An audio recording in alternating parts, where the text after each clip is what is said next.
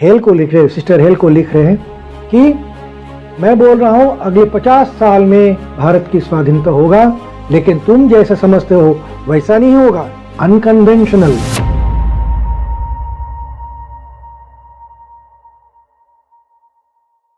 Swami ji, independence के बारे में स्वामी जी ने क्या बात कही थी?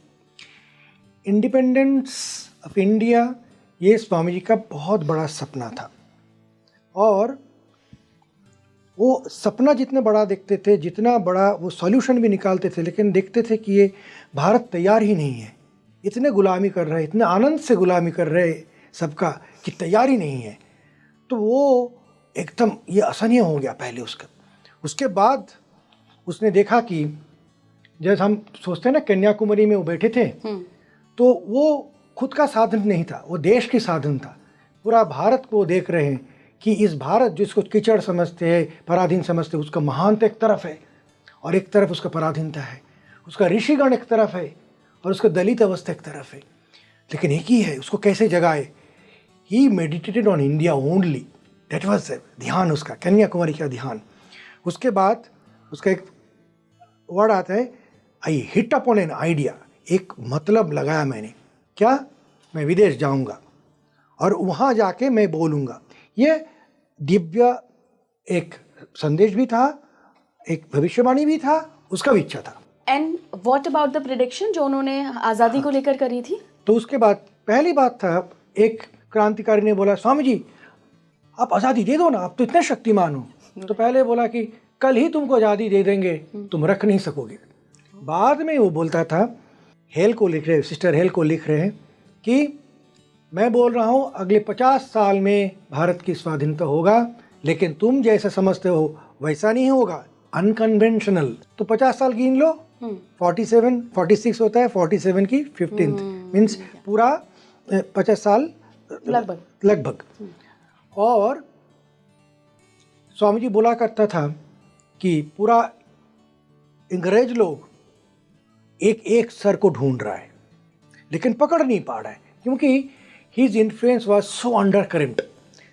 मैं आपको बोलता हूँ, मेरा एक बहुत नज़दीक रिलेटिव, वो मेरा दादाजी है।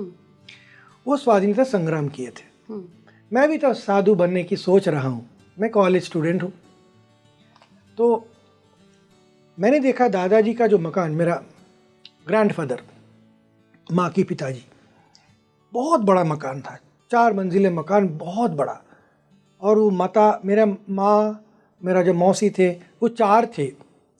तो मैंने ये, मेरा को प्रश्न आया कि जिसका मन में इतना बड़ा संसार बिठाने का, इतना शादी करने का, इतना बच्चा पैदा करने का जो इच्छा है, वो कैसे एक युद्ध में जाके मरने के लिए जा सकता है?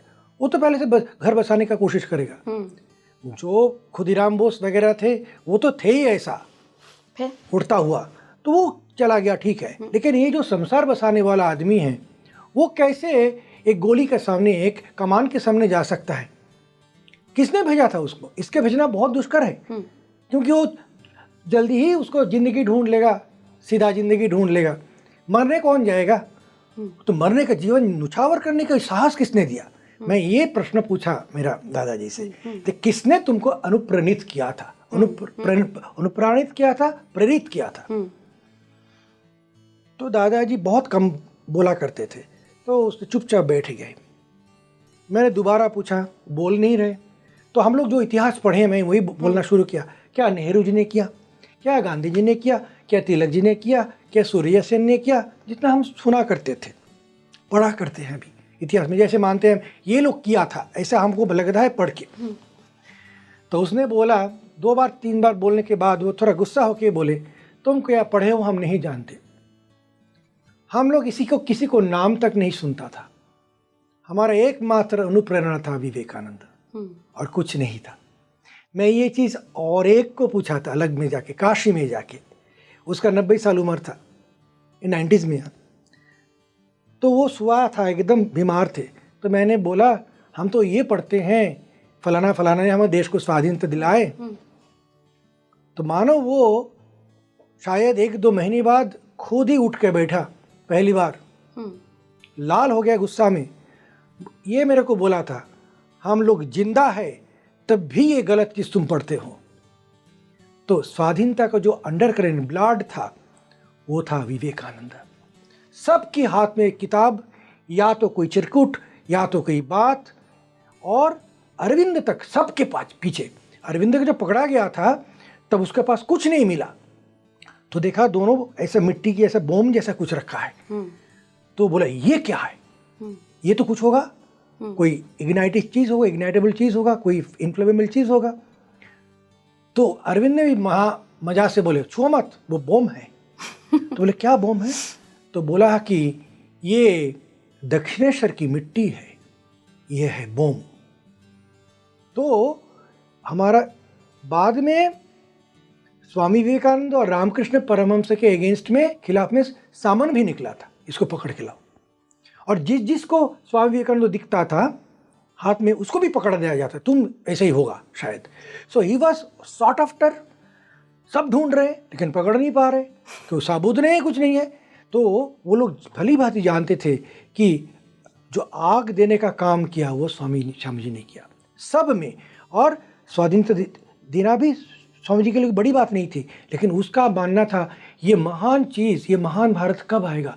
वो बोला करता था ये तुम पराधीन को देखते हो कुछ भी नहीं, जैसे मानो समुद्र का लहर उठता है तो नीचे भी गिरता है, लेकिन मैं खुद देख रहा हूँ ये भारत और फिर उठ के बैठा है, पूरा सिंहासन में भारत माता बैठी हुई है, और वो इतना गरिमा इतना महिमा के साथ बैठे हुए है जो पुराने ज़माने के महिमा को मानो म्लान कर दी। इतना महिमा आने वाले हैं, तुम सब संग में आओ, वो आने वाले हैं। लेकिन 50 साल बाद वो तो पॉलिटिकल इंडिपेंडेंस हुआ, उसके बाद भी अभी भी चल रहा है। अब देश की जो उन्नति को आप देखो, स्टैटिस्टिकली प्रॉपरली स्टडी करो, तो हमारा इकोनॉमिक जो सम्मान, जो हमारा असली ग्रोथ, जो ह्यूमन ग्रोथ होती है, वो ग्राफ सब बढ़ रहा है, सब बढ़ रहा है। सबसे बड़ी बात है कि आत्मविश्वास, देश को प्रति और हमारा खुद के प्रति, देश के प्रति सम्मान, श्रद्धा, प्यार, ये सब एक साथ आ रहा है, सम्मान के साथ लौट के आ रहे हैं। तो स्वामी जी जब लौटे थे तब बोला था कि ये मत मानो कि वही कोई ऐसा करके आ गया, मानो पूरा भारत बहुत शताब्दी के बाद खुद ही खुद के देश में लौट के आ रहे, भारत आ रहे, ऐसे ही भारत होने वाला है। तो स्वामी जी बोला करते थे कि मत मानो कि एक स्वामी जी मैं खुद देख रहा हूँ, 1000 विवेकानंद और भी आएगा बाद में। बिल्कुल बिल्कुल। स्वामी जी का आपने कहा कि हमारे इंडिपेंडेंस में बहुत बड़ा रोल है, जो कि है, बात को में कोई दो राय नहीं है। तो ऐसा क्यों होता था कि वो बाहर जाके लेक्चर्स देते थे, बाहर के लोगों को कन्विंस करने की कोशिश करते थे, या जो भी उनका मोटिव था, वो इंडियंस को क्यों नहीं कन्विंस करते थे कि यहाँ पे एक क्रांति आए? स्वामी जी ने, उसका एक शिष्या थी मैकलियड बोल के, बहुत ऊंचा, वो भी आध्यात्मिक बहुत पहुंची हुई थी। तो वो बोला करती थी कि स्वामी जी जब बोला करते हो कि तुम सबसे प्यारी चीज़ कौन है, स्वामी जी बोला करते थे इंडिया। वो उसका लफ्ज़ में ऐसा आता है रेमिनिसेंस। पहली बार जब मैं स्वामी जी के मुंह से इंडिया सुना तो मैंने देखा जितने सारे इमोशंस, पैशंस, जितना बिछड़ना, जितना सोचना, जितना सम्मान, जितना प्यार हो सकता है मनुष्य में, सब वो शब्द में जैसे समा हुआ है। ऐसे इंडिया में कभी नहीं सुना। तो और स्वामी जी खुद ही इंडिया की मंत्र जप करते थे पूरा दिन रात, ये उसका बड़ा सबसे बड़ी चीज़ थी। वो बोला करते थे मेरा काम है ये महान ऋषियों का, देश का जो इंडिविजुअलिटी होती है वो खो गया है, वो पहचानिए वो कौन है, इसको पुनः पहचान करवाना मेरा काम है। तो तब के ज़माने में स्वामी जी देखा कि हमारा गुलामी करते करते ऐसा हाल हुआ कि साहेब को गुलामी कर लो तो हमारा जिंदगी सफल। बिल्कुल ये ऐसा हाल था, मेंटालिटी बन गई, वही मन था। और जो विरोध करने, विप्लव करने वाला, उसका भी कंग्लूमिनेशन, ग्रुपिंग नहीं हो रहा था, अकेला अकेला सब थे। इतिहास ऐसा था। स्वामी जी जब उसको बोला, ऐसा बोला चिकागो में, तब एक धक्का, ये it was a very big bomb, very big bomb. जब स्वामी जी आया, को बोलता हूँ 2-3, जब पवन कुटी में आया, जस्ट भारत में लैंड किया, पवन कुटी, कोलंबो, मादुरा, सब एक एक करके आ रहे हैं स्वामी जी।